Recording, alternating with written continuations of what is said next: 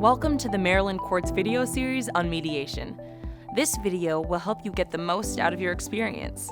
You will learn how to prepare for mediation and how to participate effectively. You will also learn what to do once an agreement is reached. Let's get started. Before your mediation session, there are a few things you should do to prepare. First, you should consider what you want to discuss. Think about what's most important to you and what you think is most important to the other person. What topics do you need to resolve, and what questions do you want to ask the other person? Second, prepare any resources you think are significant. Mediation is not a trial. You do not need to present evidence. You should bring documents and information that will help the discussion and answer questions. You may be allowed to bring your lawyer. Ask your mediator or mediation program if lawyers can participate. Next, plan ahead. Give yourself plenty of time for mediation. Sessions can vary in length. Lastly, relax. Mediation is less stressful than you might think. The mediator is there to help you with the process. If it does not work out, you do not lose any of your rights. Let's look at how best to participate.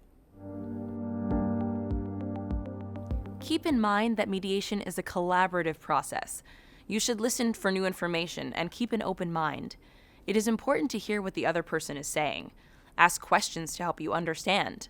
There may be a lot to talk about, so try to focus on what you really need to end the conflict. When crafting a solution to the problem, be creative. Mediation gives you an opportunity to develop unique solutions. You may discover possibilities that you had not previously considered. It is a good idea to think carefully about how a solution will be implemented. Discuss all the specific details. For example, when something needs to happen and how that action will be performed. Remember that you control the outcome. The mediator will not decide what happens or pressure you into an agreement you don't want. You can end the process at any time, but give it a chance. You may be surprised to find that you and the other party can find solutions that you never anticipated. When you reach an agreement, it can be written down. The mediator may record points of agreement. You can also ask a lawyer to do this. Make sure the written document includes every detail of your solution. It should also state what happens if it isn't followed.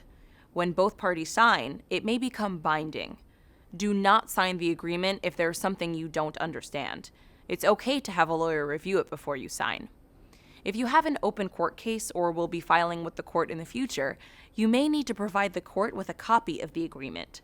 The court may incorporate it into an order or keep it as part of the court file. There is one more thing to consider.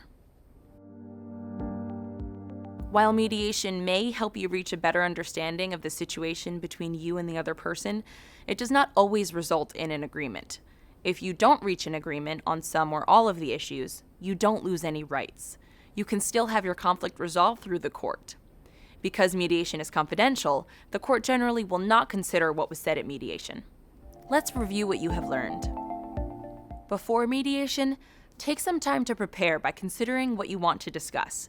When you participate, keep an open mind. Look for creative solutions to your conflict.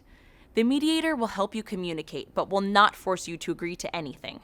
Finally, don't forget that if you do reach an agreement, it may need to be written down and signed by both parties. On behalf of the Maryland courts, we hope this information about mediation has been helpful. Thanks for watching.